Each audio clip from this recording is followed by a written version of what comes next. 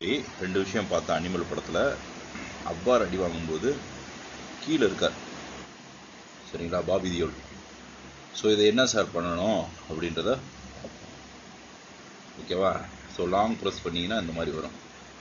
வந்த பிறகு டெலீட் பண்ணிடுங்க. ஓகே, அவ்வாறு எப்போ அடித்து படுக்க போட்டாங்க.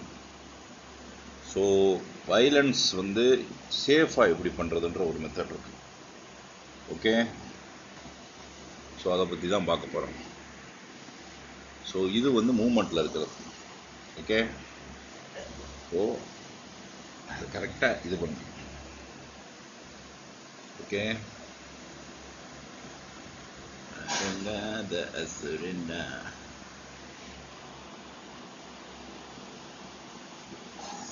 இது அப்படியே மூவ் பண்ணி வைங்க.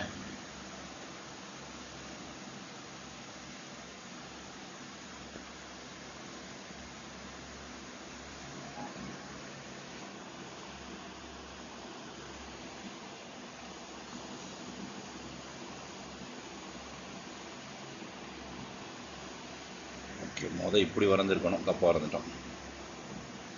ரைட்டா. ஸோ இது ஃப்ரீ பாடி டயக்ராமில் வயலன்ஸை எப்படி கரெக்டாக ஹேண்டில் பண்ணுறது இருக்கும்.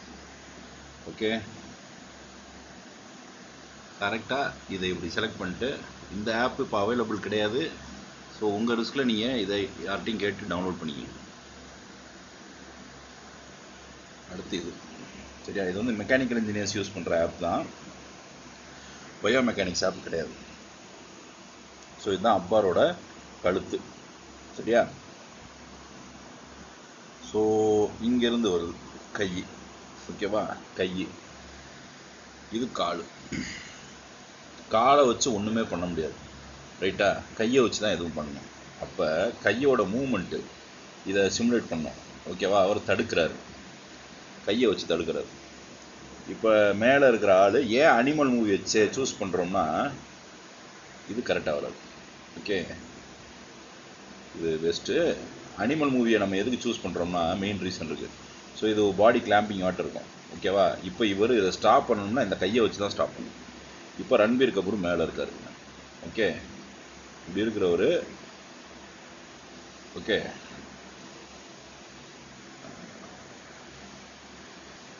இப்படி இருக்கு. ஓகே, இப்போ இந்த சிஸ்டத்தில் கை இங்கே இருக்கு. ஓகே, கை இங்கே இருக்கு, இங்கே இருக்கு கை. ஓகே, ஒரு கை இப்படி. ஓகேவா, இது சிறுசாக இருக்கும். இது வந்து உங்கள் பைசப்ஸு. பைசப்ஸ் எப்பயுமே சிறுசாக இருக்கும். ஸோ பைசப்ஸை வந்து இப்படி வரையலாம். கை பெருசாக இருக்கும். ஓகே, இதை இணைச்சிடுறோம். ரன்பீர் கபூர் இப்படி இருக்கார், அவர் மேலே உட்காந்துருக்கார். இப்போ உட்காந்துருக்கும்போது காலை வச்சு அழுத்திடுறாரு, மேலே இருக்கார். இப்போ கையோட மூமெண்ட் இருக்கும். ஓகே, கைக்கு ஒரு மூமெண்ட் இருக்கும். இதை தான் நம்ம சொல்ல போகிறோம். ஸோ கைக்கு இருக்கிற காலுக்கு இருக்கிற மூமெண்ட்டு தான். ஓகே, இப்போ இங்கே எல்லாத்துலேயுமே கிளாம்ப் ஆயிடுது. மூமெண்ட்டு இவங்க ரெண்டு பேரோட கை மட்டும்தான். ஓகே, இப்போ கை மூமெண்ட்டில் இருக்கும்போது இதில் முக்கியமாக இந்த படங்களில் காட்டுறதுனா நீங்கள் சும்மா நினைக்கிறீங்க, இந்த கையை வந்து அவர் ஆக்சுவலி இது பண்ணுவார், பிளாக் பண்ணுவார். ஓகேவா, ஸோ இது பிளாக் பண்ணும்போது இந்த பயோமெக்கானிக்ஸ் வந்து கொஞ்சம் டிஃப்ரெண்ட்டாகும். ரைட், இப்போ இதை பிளாக் பண்ணுறதுக்கு இவரோட கையில் ஒரு ரொட்டேஷன் இருக்கும். இந்த ஆங்குலர் ரொட்டேஷன் இந்த இடத்துல இருக்கு. ஓகேவா, இதை லாங் ப்ரெஸ் பண்ணிட்டு பார்த்தீங்கன்னா இதை நம்ம கரெக்டாக கொடுக்கணும். ஆங்கிள் ஆஃப் ரொட்டேஷன் வந்து என் கைக்கு நீங்கள் இங்கே சைடில் பார்ப்பீங்க வீடியோவில் ஒரு 360 இருக்குன்னா இதை நான் வந்து 270 கொடுப்பேன். ரைட்டா, 270. அப்புறம் இதுக்கும் அதே அளவு கொடுக்கணும். ஸோ இது ஃபஸ்ட்டு சிமுலேஷன் கரெக்டாக இருக்கான்னு பார்ப்போம். ஓகேவா, நான் அடுத்து யூஸ் பண்ணுற சாஃப்ட்வேரில் இந்த ஃபைட் சிமுலேஷன் வந்து, ஏன்னா சண்டையை வந்து ஒழுங்காக போட தெரிஞ்சால் தான் அது பேர் சண்டை. அது சும்மா கட்டி பிடிச்சி உருண்டாங்கன்னா அது வேறு மாதிரி ஆகிப்போம். ஓகேவா, ஸோ சண்டையில் மார்ஷியல் ஃபார்மை நீங்கள் யூஸ் பண்ணும்போது கரெக்டான மெத்தடில் யூஸ் பண்ணணும். ஸோ இது 270. ஓகேவா, ஸோ என் கையோட ஸ்பீடு எவ்வளோ சார்னா நான் ரியல் டைமில் கால்குலேட் பண்ணி சொல்கிறேன், அது ஈஸி.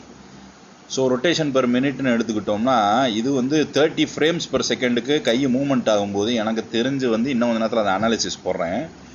ஒரு 20 RPS 100குள்ளே தான் இருக்கும் சரியா. 20 RPS வச்சுக்குவோம். இப்போ இதுக்கும் 20 RPS வச்சுக்குவோம். ஓகேவா, 20 RPS 20. ஓகேவா. அதே சமயத்தில் இவரும் தடுப்பார். யார்? அப்பாரும் தடுக்கும்போது அவர் தடுக்கும்போது என்ன ஆகும்னா, ஃபஸ்ட்டு ஏன் அவர் இவர்னு நம்ம சொல்கிறோம்னா, we have to respect the enemy. நம்ம எதிரியை நம்ம மதிக்க கற்றுக்கணும். நிராயுத பாணிகளை என்றைக்குமே தாக்கக்கூடாது. ரைட்டா. ஸோ இது வந்து 270. ஓகேவா. இப்போ இது வந்து ஒரு 270. ஸோ இவரோட லேட் மசில் பவரைனா பார்த்தோம்னா, அப்பார் தண்ணி அடிச்சுக்கிட்டே இருக்கிறதுனால அவருக்கு வந்து ஒழுங்கான ஃபைட்டிங் டெக்னிக்ஸ் இருக்காது சரியா. இவரும் தண்ணி அடிக்கிறாரு. பயங்கரமான கெட்ட பழக்கம் இருக்குது இவருக்கு சரிங்களா. ஸோ படத்தில் மட்டும்தான் தண்ணி அடிக்கிறவர் பெரிய ஹீரோவாக இருப்பார். நிஜ வாழ்க்கையில் எய்ட்ஸு எல்லா வியாதியும் வந்திருக்கும். ரைட்டா. ஓகே. இப்போ காலை வச்சு இந்த பாயிண்டில் இருக்கிற காலை வச்சுனா ஒன்றுமே பண்ண முடியாது. இப்போ வந்து பார்த்தீங்கன்னா அப்பாரும் இவரும் சண்டை போடும்போது இது என்னது ரைட். இப்போ இங்கே பார்த்தீங்கன்னா தெரியும். இப்போ அப்பாரி இவரும் சண்டை போட போகிறாரு. அப்பாரி இவரும் சண்டை போடும்போது இந்த ரொட்டேஷனை நம்ம கரெக்டாக கால்குலேட் பண்ணோம்னா இதோட வெலாசிட்டி ப்ரொஃபைல்னால் அப்புறம் எடுப்போம். நான் ரியல் டைமில் இதை செஞ்சு காமிக்கிறேன். ஓகேவா. கை கீழே கூடி போகுது. ஓகேவா. சிமுலேஷன் சரியில்லை. ஓகேவா. 2 பேரும் டான்ஸ் ஆடிக்கிட்டு இருக்காங்க அப்பாரி இவரும். ஓகே. இப்போ இதை கிளாக் வைஸில் இது வந்து பழைய பொசிஷனுக்கு மூவ்மெண்ட் கொடுத்துட்டு எப்படி கொடுக்கணும், கிளாக் வைஸில் கொடுக்கணும்னு நினைக்கிறேன். ஓகேவா. ஓகே. 270ன்றதை 360 வச்சுக்கோம். ஓகே. இப்போ இவரோட கையவும் 360 சுத்தாது. கை என்றைக்குமே 360 டிகிரியில் அதோட டிகிரிஸ் ஆஃப் ஃப்ரீடம் வந்து ரொம்ப கம்மி. அதோட ரீசனை நான் போடுறேன். ஓகேவா. ஏன்னா கையவே உடச்சிடலாம். ஏன்னா இதோட லிகமெண்ட்டு அதெல்லாம் கால்குலேட் பண்ணிங்கன்னா அந்த லிகமெண்ட்டு விஷயங்கள்லாம் வந்து ரொம்ப கம்மியாக இருக்கும் சரியா. இப்போ இதை கால்குலேட் பண்ணிங்கன்னா இதுவும் ரொம்ப கம்மியாக இருக்கும். ஓகே. 360. ஸோ அப்பார் இவரும் சண்டை போடும்போது 2 பேருக்குமே கெட்ட பழக்கம் அதிகமாக இருக்கிறனால சண்டை வந்து இவ்வளவு நேரம்னா தாக்கு பிடிக்காது. சிகரெட் ஸ்மோக் பண்ணுறாங்க, தண்ணி அடிக்கிறாங்க. அப்போ அந்த நேரத்தில் வந்து பயங்கரமான இழப்பு வாங்கும். ரைட்டா. என்ன தின்னாலுமே நிறைய இழப்புவாங்க. ஓகேவா. இப்போ இந்த ரொட்டேஷனல் மெத்தடை அப்படியே மாற்றலாம். இந்த ரொட்டேஷனல் மெத்தடை எல்போ கொடுக்கணும். ஏன்னா எங்கேருந்து உண்மையிலே பவர் சோர்ஸ் வருதுன்றதை தெரிஞ்சுக்கோங்க. ஓகே. பவர் வந்து எங்கேருந்து ஜென்ரேட் ஆகும், எங்கேருந்து வரும்ன்ட்டு. ஓகே. பவர் வந்து உங்களுக்கு அப்புறம் இருக்கிற இந்த விஷயங்கள்லேருந்து தான் வரும். அப்போ ஷோல்டர் பக்கத்தில் இருந்து தான் வருது. அப்போ ஒரு காமன் ஷோல்டரை கொடுக்கக்கூடாது. ஒரு ஷோல்டர்ன்றது செப்பரேட் ஆகிருக்கணும். ஓகேவா. ஷோல்டர்ன்றது செப்பரேட் ஆகிருக்கணும். ஷோல்டர் இப்படி இருக்கணும். ஓகேவா. இதுதான் வந்து ரன்பீருக்கும் அப்பாருக்கும் உள்ள டிஃப்ரென்ஸு. ஸோ இவர் வந்து கையை வந்து அந்தளவுக்கு யூஸ் பண்ணலை அப்பார். ஸோ ஷோல்டர்லேருந்து இதாக இருக்கிறதுனால நான் இங்கே கொடுக்குறேன். ஓகே. இங்கே கொடுக்குறேன். இப்போ இது ஆல்டர்ன்ற சாஃப்ட்வேரில் கேட் சாஃப்ட்வேரில் நீங்கள் இதை சிமுலேட் பண்ணலாம். இது வந்து எப்படின்னு கேட்டால் 360 is not enough I guess. Okay. பார்ப்போம் 360ல் அவர் அடிக்கிறாரான்னு பார்ப்போம். ஓகே. 360 கொடுத்தாச்சு. ரொட்டேஷன் பெர் மினிட்டை இன்க்ரீஸ் பண்ணலாம். அந்த ஸ்பீடை நான் ஹியூமன் ஹேண்டோட ஸ்பீடை நான் ஒரு சாஃப்ட்வேர் வச்சு கால்குலேட் பண்ணி சொல்கிறேன். 60 வச்சு கொடுத்துருங்க. ஏன்னா உங்களுக்கு எனக்கு தெரிஞ்சு 60 frames per second தான் அதிகம். ஏன்னா அதுலேயே கை வந்து கேப்சர் ஆகலைன்னா. ஸோ இதை வந்து இவர் தடுக்கிறாரு அப்பாரு ரன்பீரை. ஓகேவா. இது தப்பு. ஏன்னா ரொட்டேஷனை ஒரு சைடு கிளாம்ப் பண்ணிடணும் சரியா. இதை நான் கரெக்டாக சிமுலேட் பண்ணி காட்டுறேன். ஸோ இது ஒரு மெத்தடு அப்பார் இது பண்ணுறது. அது போக மாவீரன் படத்தில் இதெல்லாம் பார்த்துருப்பீங்க. என்னன்னு கேட்டிங்கன்னா அந்த லோடு கேல்குலேஷன். ஒருத்தர் மாவீரனில் வந்து சிவகார்த்திகேயனை அடிக்கும்போது அவர் என்ன பண்ணுறாருன்னு கேட்டிங்கன்னா அந்த காலை வச்சு பிடிக்கிறாரு. அது கரெக்டான இதான்னு பார்ப்போம். அப்போ எவ்வளவு ஃபோர்ஸ் ஜென்ரேட் ஆகுன்றத நம்ம பார்ப்போம். ஓகேங்களா. ஸோ இதோட கரெக்டான மெத்தடாலஜி வந்து எனக்கு தெரிஞ்சு வந்து அப்படி காலை பிடிக்கிறது 2 படத்துலையுமே காட்டுறான். ரைட்டுங்களா. இதோட பேசிக் டெக்னிக் வந்து ஸ்ட்ரீட் ஃபைட்டில் இருந்து தான் வந்துச்சு சரிங்களா. தெருச்சண்டை தான். இதில் மார்ஷியல் ஃபார்ம்லாம் கிடையாது. ரைட்டுங்களா. தெருச்சண்டையை நீங்கள் எல்லோரும் அசால்ட்டாக நினைப்பீங்க. தெருவில் சண்டை போடுறவங்களுக்கு ஆட்டோமேட்டிக்காக அவங்களே ஒரு டெக்னிக்கை டெவலப் பண்ணியிருப்பாங்க.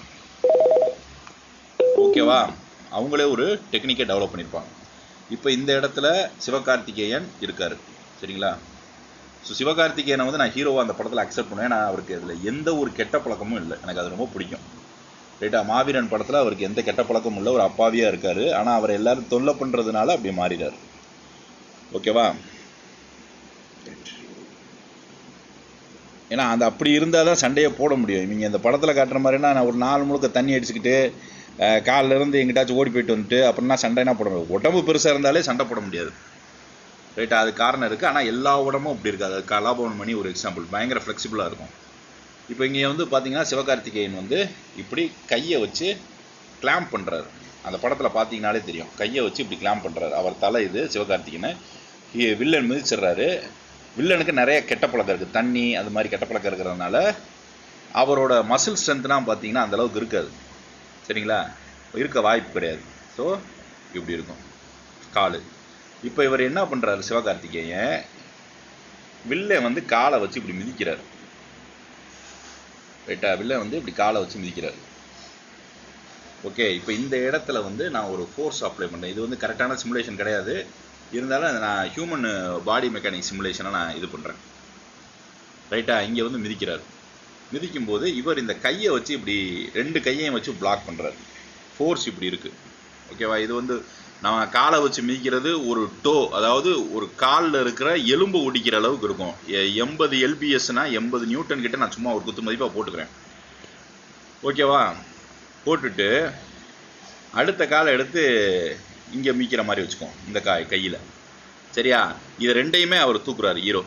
சரியா? இந்த பாடி மெக்கானிக்ஸ் தெரியாமல் சண்டை போடவே முடியாது. ரைட்டா? இப்போ நம்ம கேல்குலேஷன், நம்மனா ஒருத்தன் சண்டைக்கு போனோம்னா கத்துறோம் கபடுறோம் அப்படின்வாங்க. அது அழகான கேல்குலேஷன். நம்ம எதனா பக்கா கேல்குலேஷன் இருக்கும். ஒருத்தனை அடிக்கிறோம்னா என்ன, செல்ஃப் டிஃபென்ஸ், அஃபென்சிவ் டிஃபென்சிவ், ரெண்டு அப்ரோச் இருக்குது. ரைட்? இப்போ இதில் வந்து பார்த்தீங்கன்னாலே தெரியும். ஓகே, இப்போ இதில் வந்து பார்த்தீங்கன்னா ரியாக்ஷன் ஃபோர்ஸஸ் அந்தளவுக்கு டெவலப் ஆகலை. ஓகே, இப்போ இங்கே என்ன ஃபோர்ஸ்னு கூட நீங்கள் கேட்கலாம். ஸோ இதுதான் வந்து சிவகார்த்திகேயன் அதில் சொல்கிறது. இப்போ இதை நீங்கள் சால்வ் கூட பண்ணலாம். ஓகேவா? இப்போ சிவகார்த்திகேயன் எவ்வளோ ஃபோர்ஸ் இது பண்ணார் அப்படின்ட்டு அப்படி பண்ணும்போது ரிப்போர்ட் இப்படி ஜென்ரேட் ஆகும். வெயிட் இவ்வளோ இருந்துச்சு, ஆங்கிளில் இவ்வளோ அட்டாக் ஆச்சு, சிவகார்த்திகேயன் இதை ஹேண்டில் பண்ணார் அப்படின்ட்டு. இப்போ ரன்பீரையும் அப்பாரையும் பார்ப்போம். ரன்பீர் அப்பார் வந்து இது வந்து ஈக்குவலன்ட் கால்குலேஷன் கிடையாது, இது வந்து ஆக்சுவலி சேசிஸ் வச்சு தான் போடணும். ஏன்னா பயோமெக்கானிக்ஸ் படித்தவங்களுக்கு இது நல்லா தெரியும். ஓகேவா? இப்போ அப்பார் இப்படி படுத்திருக்காரு. சரியா? அப்பாரை அடிக்கும்போது தம்பியாக இருக்கிறனால கொஞ்சம் இறக்கப்படுறாரு, அவ்வளோதான். ரைட்டா? படுத்திருக்காரு. ஆனால் இது எப்படி அடிக்கணும்னா கழுத்தை வந்து அந்த ஏதாச்சும் ஒரு கிளாம்ப் வச்சு கொடுத்துடணும். கொடுத்துட்டு கழுத்து இந்த லெவலுக்கு மேலே மடங்குச்சுன்னா, என்ன ஆகும்னா, ரன்பீர் கபூர் இப்படி அடிக்கும்போது என்ன ஆகும், அந்த கழுத்தாகப்பட்டது உங்களுக்கு மடங்கி இருக்கிறதுனால பயங்கரமாக அடி விழுகும். இதை வந்து இந்த படத்துலையும் சொல்லியிருப்பாங்க. ஒரு விஷயத்தை நல்லா புரிஞ்சுக்குங்க, படம் எடுக்கிறவன் வந்து முட்டாள் கிடையாது. அவன் ஏதோ நம்மளை வந்து மயில் விற்கிறான், நம்ம சும்மா பார்த்துக்கிட்டு இருக்கோம், அப்படி கான்செப்டே கிடையாது. ஸோ இவருக்கு 2 கிளாம்ப் கொடுக்குறேன். சரியா? இப்போ இவர் மேலே இங்கே இருக்காரு. சரியா? ரைட். இது தலை வந்து ஒரு சைட் கிராஸில் இருக்குது. சரியா? இப்படி இருக்குது. இப்போ இந்த மாதிரி இருக்கிறதுனால பயோமெக்கானிக்ஸே இதுதான். ஓகே, இதோட பயோமெக்கானிக்ஸே தான். இதை இப்படி கரெக்டாக கொடுத்துடணும். ஓகே, கொடுத்துட்டு இதில் வந்து ஒரு ஃபோர்ஸ் ஆக்ட் ஆகுதுன்னா, ஓகே 40 நியூட்டன்ஸ். ஓகே, இப்படி கொடுத்தோம்னா இவர் மேலே உட்காந்துருக்குது இந்த வெயிட்டு. ரன்பீர் கபூர்னா பார்த்தீங்கன்னா அந்தளவுக்கு நல்ல வெயிட்டு. ஆனால் இந்த படத்தில் எனக்கு பிடிக்காது, 2 பேருமே சரக்கு அடித்தாலே சண்டை போட முடியாது பாஸ். இப்படின்னா ஒரு 10 நிமிஷம் கூட சண்டை நீடிக்காது. ஒருத்தன் மண்டையை உடைப்பாங்க, இல்லாட்டி கட்டி உருண்டு எந்திரிச்சு போயிடுவாங்க, கொலை தான் வரும். ரைட்டா? அப்போ மார்ஷல் ஃபார்மில் இது வந்து இதாகாது. ஸோ இந்த படத்தில் காட்டுற 2 மெத்தடுமே கரெக்டு. சரிங்களா? காலை இப்படி பிடிக்கிறது மூலிமா உங்கள் ஷோல்டருக்கு வந்து நல்ல ஸ்ட்ரென்த்து கிடைக்கும். சரியா?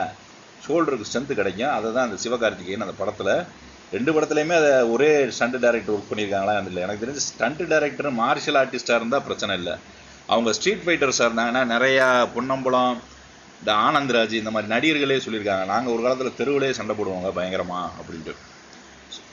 ஸோ ஸ்ட்ரீட் ஃபைட்டர்ஸுக்கு என்னன்னு கேட்டிங்கன்னா 10 கட்டளைகள் இருக்குது. அவங்கள எப்படி ஐடென்டிஃபை பண்ணுறதுன்னு இருக்குது.